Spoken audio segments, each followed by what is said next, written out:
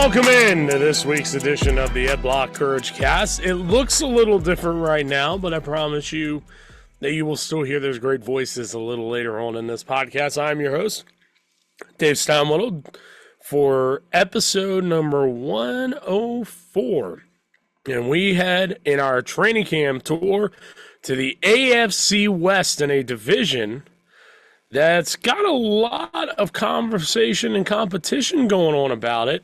We all know the defending AFC champion Kansas City Chiefs reside in that division, but there's a lot of buzz about two of the other teams in that division. We'll get to that. We have a great special guest going to join us here in a little bit to discuss one of those two teams. You also have the Las Vegas Raiders, an interesting team to keep your eye on in 2025. We'll talk about the Raiders. We'll talk about Kansas City. Our guy DC will absolutely 100% defend his Chiefs until the day he dies. So hopefully you'll get to hear that. And we'll discuss the Jim Harbaugh-led Los Angeles Chargers and the Denver Broncos led by Sean Payton. And two of those teams that have high expectations of competing against Kansas City, and even some are being projected by some people to be, one, a team that can win the AFC West, and two, there are some people that are putting them in the Super Bowl contender category. And the two when you look at the two that everybody's talking about, the first one, when you look at the Los Angeles Chargers, the Chargers are an interesting team in the sense that, what does this look like now with all the questions about Najee Harris with the eye injury? He has slowly started to revamp himself during the training camp. He's off on the side fields working. You have the big loss for the Chargers, which is their left tackle, Rashawn Slater, going down for the season a couple weeks ago in training camp. That's a big loss. There's a lot of questions with the Chargers to where it feels like the Chargers may be one more year away from really being a team that can contend with Kansas City and with Denver in the tops of that division, and in a very brutal, as we've talked about in this preview pods this year, what is a brutally tough AFC as a whole. And then you get to the Denver Broncos, which their narrative seems to be that the sky is the limit because they caught everybody, I think, by surprise with the rise and how well Bo Nix played, how well that offense played. That defense has gotten tremendously better, and that's a defense that doesn't have the household names of the last time Denver was prominent and playing well in the playoffs, of the Von Millers. Justin Simmons is no longer there, but you do have Patrick Surtain. They have Nick Boughton. They have a couple decent pass rushers that have really helped develop. Denver's done a great job. Vance Joseph, the defensive coordinator, one of those guys that, for Sean Payton, so huge to still have that guy on that coaching staff to lead that defense. And then you get the emergence of Bo Nix, who everybody kind of forgot about Bo Nix in that quarterback class last year at the beginning because we were all marveled at Jaden Daniels. Caleb Williams got all the headlines. Bo Nix was 25 years old, and you talk to a lot of the draft people and the people coming in, and there were questions about, well, he's 25 years old coming in as a rookie. Can he grasp the NFL offense? Because you're already getting a guy that's in that, quote-unquote, getting into the prime of his career. Bo Nix comes in. He dazzles the second half of the year. Denver gets hot, gets rolling. They find themselves in the playoffs, albeit they play a very tough Buffalo team. But now there's a lot of love for Denver, and some picking them to be that possible Super Bowl contender, dark horse, that team that could win the AFC West. And there are going to be a lot of people that I think, as you see in these next couple weeks, that are going to pick the Denver Broncos because you have a lot of questions, as we just mentioned with the Chargers. The Raiders are retooling. I don't think they're there, but they're an interesting team to keep an eye on. We'll talk about that in a little bit on the AFC West. But Kansas City has all these questions after a very bad Super Bowl loss. Their offensive line, I don't necessarily think got much better. I think it got at least back to where it was last year, which, as we saw in the postseason and in the Super Bowl, it did come back to hurt them. Patrick Mahomes and Travis Kelce are great. Their receiving core, when healthy and when on the field, is good, but we're talking about a team that had their struggles in terms of keeping guys on the field. Marquise Brown, as good as he was, he'd get banged up. He'd miss time. Rashid Rice had issues with now the issues with the law. He's got this potential hearing. He will have a suspension at some point. That takes him off the field. That's a big blow to Kansas City as a whole. So it will be interesting to see what happens with them. We'll talk more about these AFC West teams, in a whole in a little bit, but we are going to step aside here on the Edblock CourageCast, and we'll be right back. Welcome back to the Edblock CourageCast. I'm flying solo right now. Dave Steinwedel here, but don't worry. I found somebody that I think has some pretty good qualifications to talk about all things AFC West. As you can see on the background, if you're watching this on YouTube right now, he was a former Denver Bronco. He is a former Edblock Courage Award recipient. In fact, that trophy's sitting right back there behind him, back on the program. Chris Harris is with us. Chris, how you doing? Doing great, man. Just getting out this sun, man. It's hot out here, but just trying to stay active, man, and keep myself busy for sure. I was going to say, I coach high school football. I literally got home, just showered, just threw something on and did this. So I want to ask you, as a former Edblock recipient, I always ask this question when we get former guys on. You have the trophy behind you. The further you get away from your playing days, and you were a recipient in 2014, what does that trophy mean to you now as you look at it? Yeah, I think almost every player has to go through some type of adversity or some type of injury, if you don't play long enough, and you make it your whole career without any major injuries, you're pretty blessed, But unfortunately, I had to overcome coming over ACL, and it just represents that whole, grind to get back onto the field, and the rehab, the training, everything I did to get back to, having playing at a Pro Bowl level. That's what that trophy represents for me. So I think everybody's journey is different, but my journey of going through that injury and being able to come back fairly fast, that's what that trophy represented for me. And it's always a special award to be voted on by your teammates. And I want to talk about your team that you spent a lot of your career with, the Denver Broncos. Yeah. I was talking about it before you came on. Denver has sort of become the sleeper Super Bowl pick in the AFC. When you hear that, what do you make of that? Oh, yeah, I think we took some steps forward, or the Broncos took some steps forward, and they added some nice pieces with Dre Greenlaw, and also brought in a safety. I think it's Hufanga. I always mess up his name. Yes, the safety from the Niners. Yes. Brought him in. He's been a great a player for the Niners. Always have high production. Very smart guy.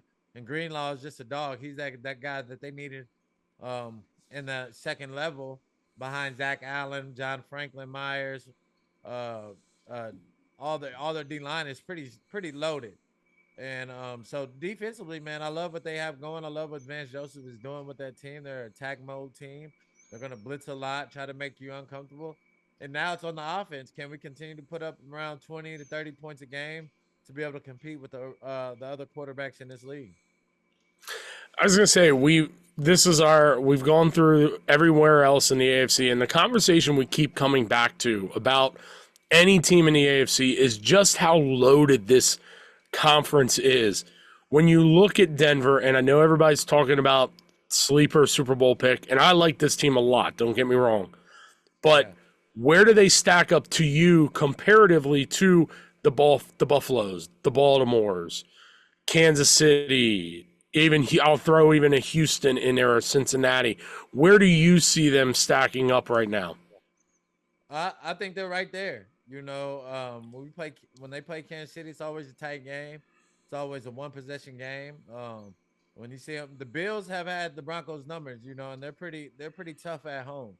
Last year the Broncos couldn't stop the run, and they pretty much had their way with them and Buffalo. So I think that might be one team that the Broncos do struggle with, and they might struggle with the Ravens. But the Chiefs, I don't think they fear the Chiefs. That's one team I think they believe that they can win, and I know they believe they can beat the Bengals. So I would say I would put them behind the Bills and the Ravens right now. So I put them around them and the Chiefs around that same area. They're a top 5 team for sure.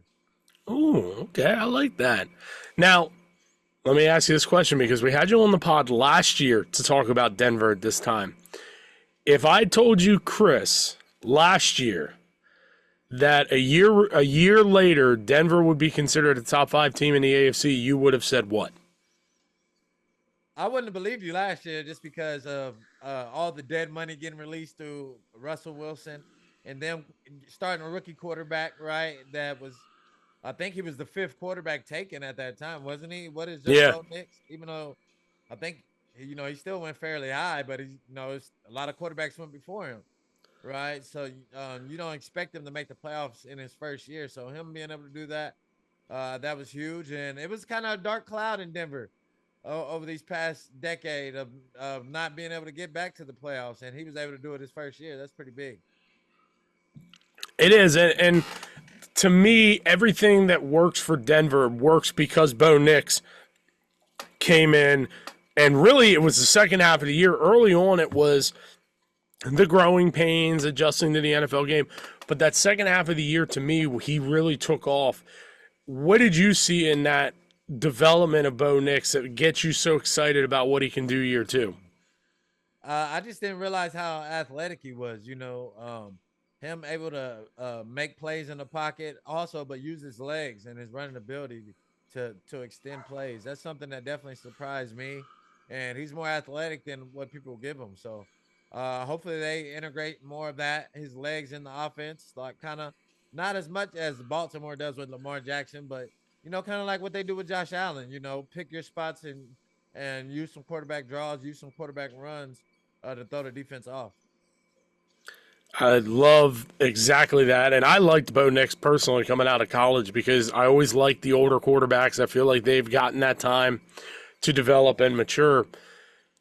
I got to ask this question, and DC will kill me because I'm asking this and he's not on, and he's a former Chief. Do you think this is your best chance right now to pick Kansas City off? Yeah, I think so. I think the Chiefs, I think they did get better, though. I think the Chiefs definitely improved. We seen their O-line was definitely in bad shape coming into the playoffs in the Super Bowl and having a lot of playing a lot of chess pieces, musical chairs with their O-linemen. And it's going to be interesting. I think the Broncos are just confident that they can beat them. They don't fear them anymore. So I think this could be the year they can knock them off for sure. Would you want to face Patrick Mahomes right now? If you were like, are you itching a little bit to say that's one of those guys I want to see? Yeah, I mean, when I was playing, I always wanted to play the best. I always loved playing Brady, loved playing Rivers, Drew Brees, all those guys. Mahomes, because that's gonna bring out the best in you. And we know to be able to beat the guy, you gotta be able to beat a Tom Brady to go win a Super Bowl or Big Ben, right? So if I'm the Broncos or if I'm any team, it's been going through KC the past 3 years, right? And the Bills have been knocking on the door, the Ravens been knocking on the door, and they just can't get over the hump. So it's not just the Broncos; it's a lot of teams that are trying to knock off the Chiefs, and I think they are capable. I think this is the year they all are capable to knock them off. Oh, DC, I'm so glad he's not here because he would absolutely be pushing back against you right now. I want to talk about the other 2 teams here in the AFC West. And a team you played for, the Chargers, brief stint. Jimmy Harbaugh, year 2, but it feels like the Chargers were in that Denver category, and then Rashawn Slater tears his knee up and is going to miss the season. Personally, for me, that does a lot of harm to what the Chargers are going to be able to do. What do you make of that team? Yeah.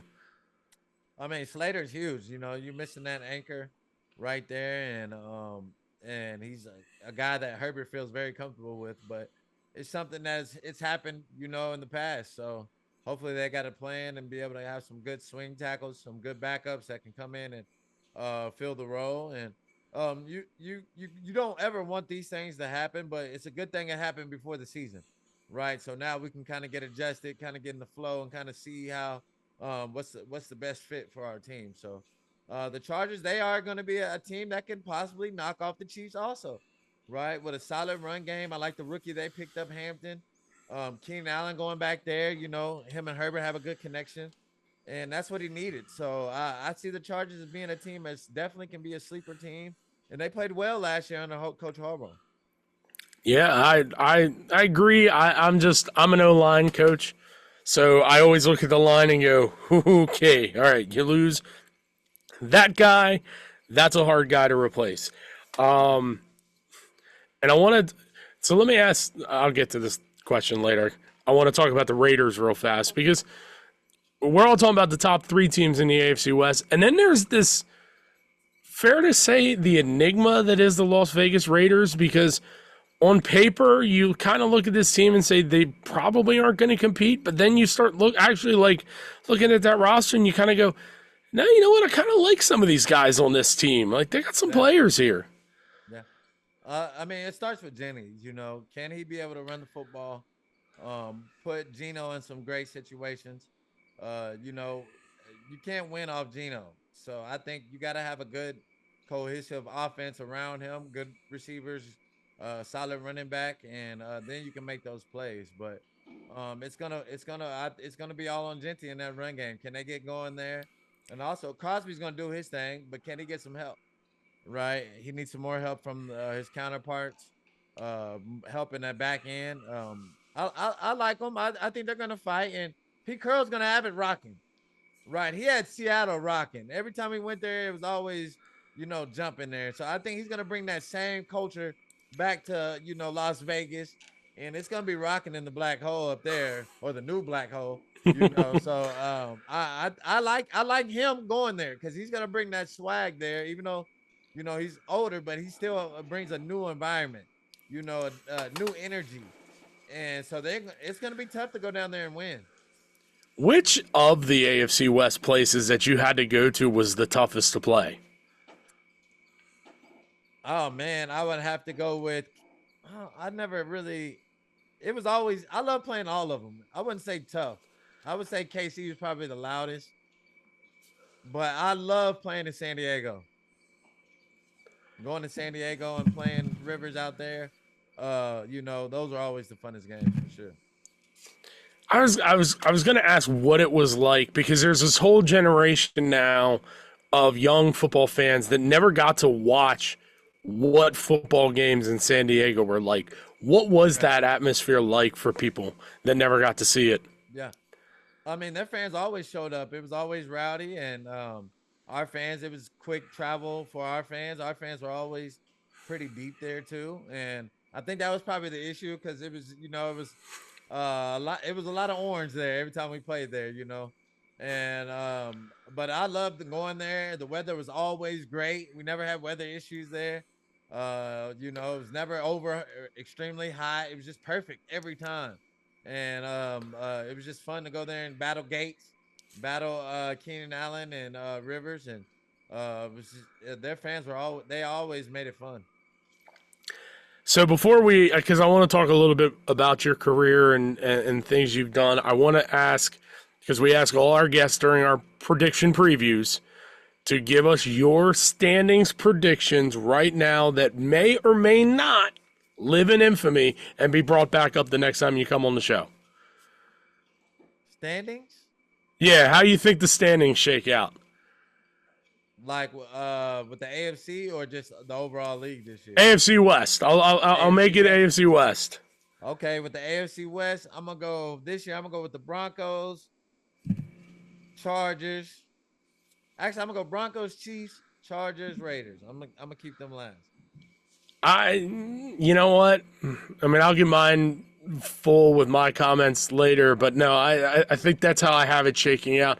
There's a part of me that does want to bury Kansas City, but Kansas City now sort of is in that New England territory of I don't want to be the one that says this is it, they're dead, Right. and then they end up not being dead. So Yeah. I think they got to be second, but I'm with you. There's just so much to like about Denver on paper. Yeah. Their defense is going to be tough, man. They got a great D line. That's going to cause them a lot of havoc. And then you add that with the coverage with Sertan and the other pickups that they added. They're going to be tough to beat. So I'm a ride with them first right now going into the season on paper. KC number 2. And then also you got to remember Denver returns their whole O line. Yeah. Right. They're already a top O line in the league also. So I'm a ride with them first, and then I'm gonna go with KC. I think the Chargers can challenge for that number 2 spot. I would agree. I think their question, like we talked about a little earlier, what does it look like without Slater? But I mean, they've got a lot of weapons. Hopefully, Najee Harris is okay and he can be a big part because I like Hampton a lot, but Hampton, I don't think translates as a 3-down back in the league in the NFL like he did in college. So if you get Harris, now you've got what Greg Roman loves, which is a 2-headed monster at running back. And that defense, I thought Jim Harbaugh had a tall task last year of sort of weeding out some of the guys that, and you never like using the word that kind of quit on a coach, but you could just sort of see.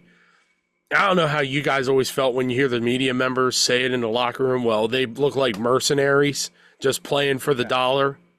But that's sort of how that older Charger defense looked when Brandon Staley towards the end.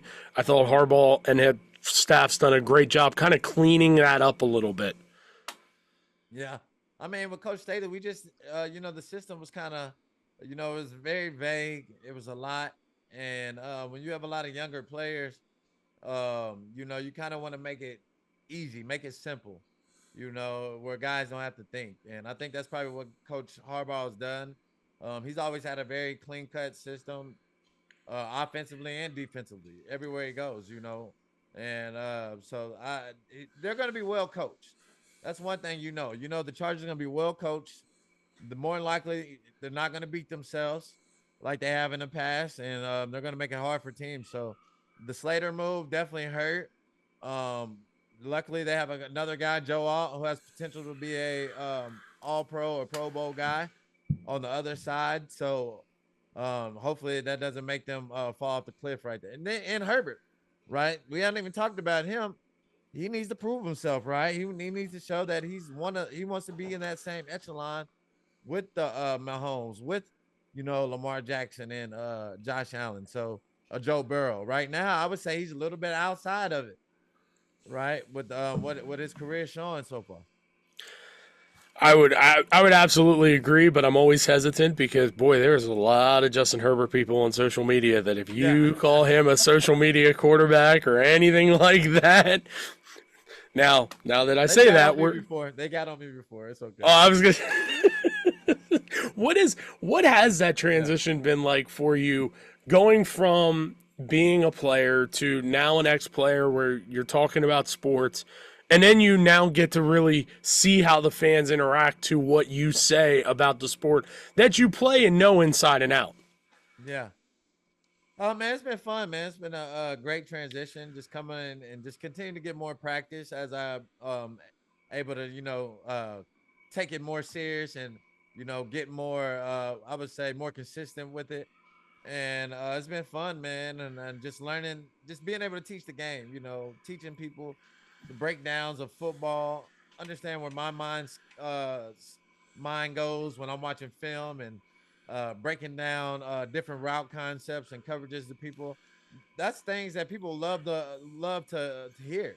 They love to learn the game, and I think that's an advantage that I can have in being able to teach people the game because I really love football. I really love the scheming and preparing for the game and coming up with game plans and things like that. I love that part of the game. So being able to teach that is something that I enjoy to do. I love that statement, and that's part of the reason why we love having you on this program as much as we do, is you are just so knowledgeable and an entertaining guy to talk to. Yeah. I want to ask a little bit about your career because I always love picking brains and talking about your great moments. Take me back to Super Bowl 50. Yeah. What was that like with that defense? When did you know, hey, guys, we got something here? Like, this is a team that could go all the way, and we've got one of the best defenses of all time. Yeah. I think we knew early in OTAs when Coach Wade Phillips got there. I mean, no disrespect to my other D coordinators. I have some great D coordinators that I always played well under them too. But when Coach Wade came, it was just very simple, man. It was just, you're gonna line up, we're gonna play a lot of man, we're gonna bring the heat, and we expect y'all to win, and we're gonna put a lot of onus on you guys to win your matchups, and just made it very simple, and we just bought into that, and everybody on the team bought into the mission of what we're gonna do defensively, and we just carried that all season, man.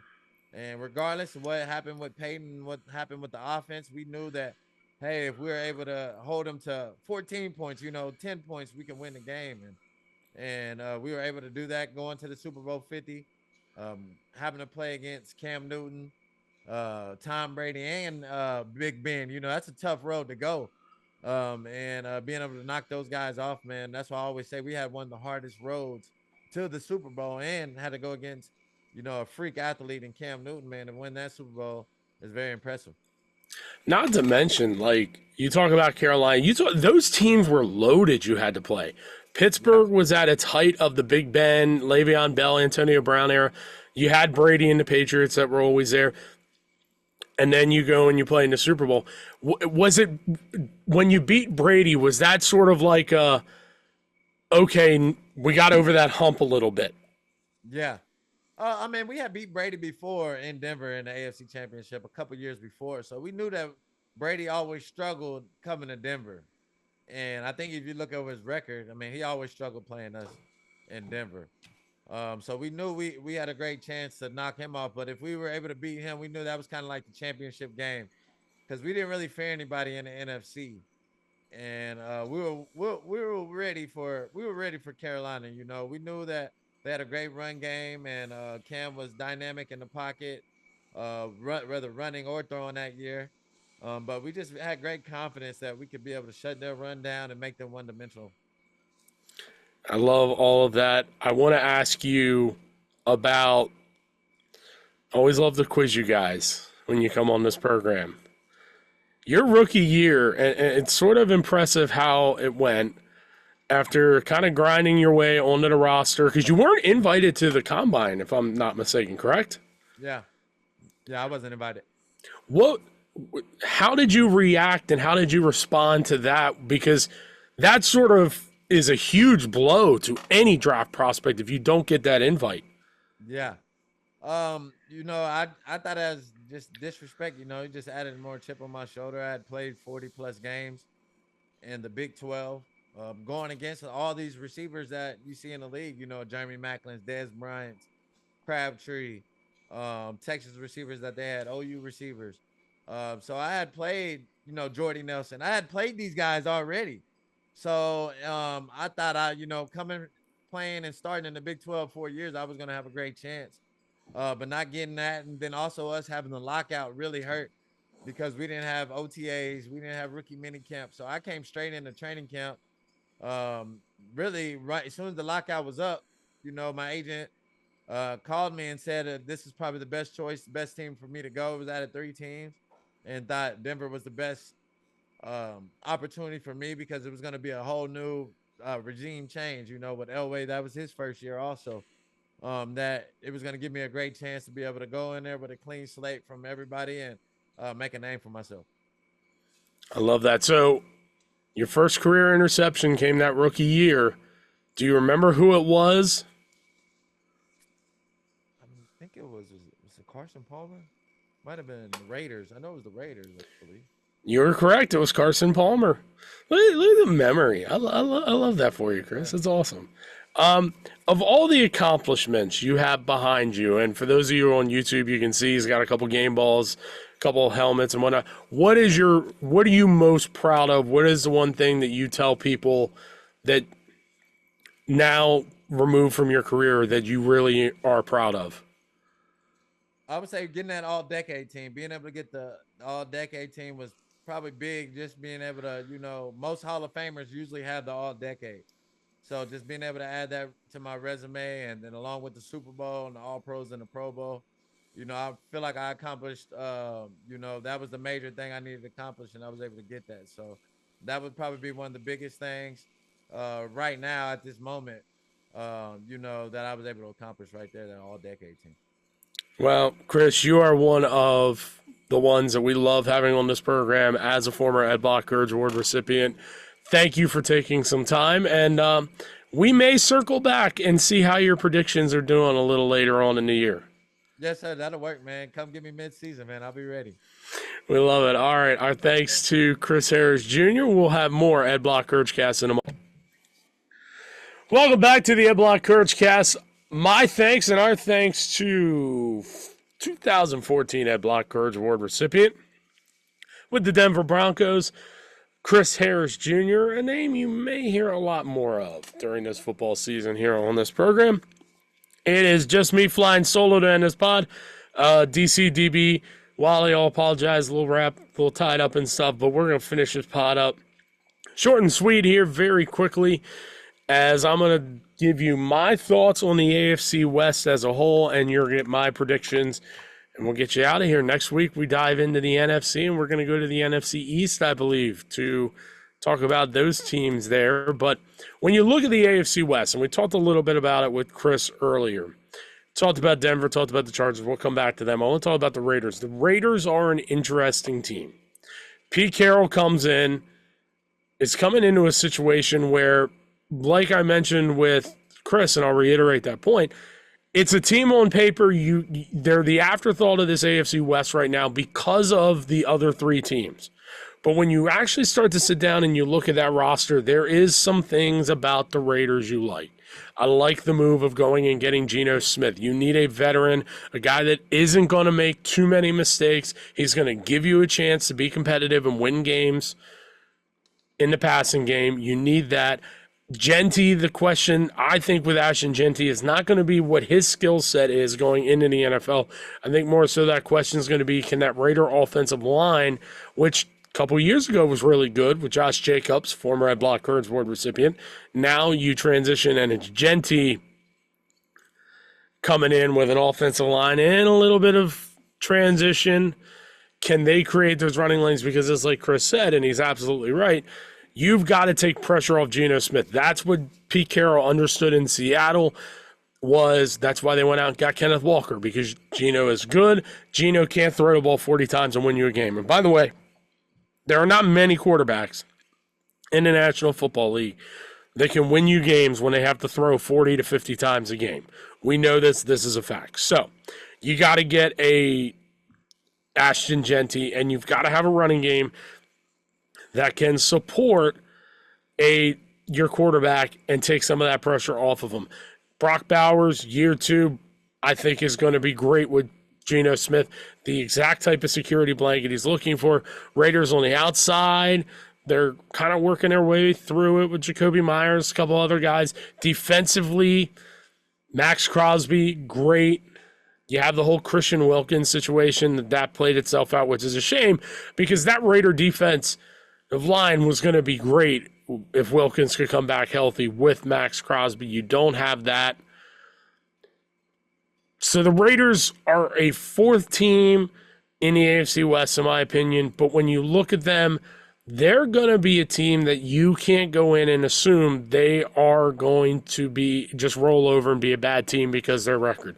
They're going to be sort of like an Arizona Cardinals a couple years ago where you went, hey, that's a 6 or 7 win team, but you're in a dogfight for 4 quarters with that team. That's sort of where Arizona sits right now. The Raiders sit, particularly in this AFC West. Chargers are 3 for me, and the reason the Chargers are 3 is purely and simply I have questions of what that's going to look like without Rashawn Slater. I think the offense is very good. I just don't think pound for pound, they match up well with the other two teams in the AFC West, and I don't think they match up as well in regards to the AFC as a whole. I just think some of their deficiencies, particularly now in the front seven on defense, I'm not wild about, and now you have the big injury to Slater on the offensive line. That puts a big dent and a big hole in that offensive line and what they want to do. We know Greg Roman's going to run the ball. He's going to be control the clock. And now you have Justin Herbert. Can you, with the play action off of it, can Amari Hampton, the rookie, step up? If there are any questions or lingering issues for Najee Harris, it's going to be a lot of Amari Hampton. And I like Amari Hampton. I think he's a good running back. But I don't look at this guy and say he's a 3-down NFL running back. He is a complementary back in a two-back system, which is what Greg Roman loves. He loves his two-back systems, even back to his days in San Francisco, or you go to more recently with Baltimore. I think there are more questions about the Chargers comparatively to the other two teams, so they are third. Kansas City is two. I do think the Chiefs take a step back. I think the defense is still going to be really good. I think the defense is going to be able to keep them in games, give them a chance to win. I think the offense is good. Patrick Mahomes is going to win them enough games to get into the playoffs because he is that type of quarterback. But you have another year older Travis Kelce. And Travis Kelce, towards the end of the year, I thought the body started to wear a little bit. The wear and tear of the season started to get to him. And when you get to that mid-30s to late 30s, that does start to take a toll. The body doesn't recover as well. You're not nearly as explosive. I thought you saw a little bit of that. I think Noah Gray will help a lot in that regard. The receiving corps got a lot of questions. Marquise Brown, he's been productive when he's healthy, but, I mean, you have a big but on that conversation when you talk about the Chiefs. But with Marquise Brown, can he stay healthy? Rashid Rice, again, great dynamic player when healthy, but now you have all this legal stuff and the off the field stuff, and he can't keep himself out of trouble. So now you're not guaranteed you're going to have him a whole season. Then you throw in Xavier Worthy. Like Xavier Worthy a lot. I was very negative about that pick because I didn't think it complemented the wide receiver room. I still don't really think it complemented the wide receiver room, but now he's got to step up and be a big focal point. That'll be something to watch. Their offensive line, they've done a lot of reshuffling, retooling. I don't know if the offensive line necessarily got better than it was last year because I think it's hard-pressed to get better when you don't have Joe Thuney in there anymore and you traded him to Chicago for draft picks. But Kansas City is now the New England Patriots that a lot of us saw in the 2000s and 2010s.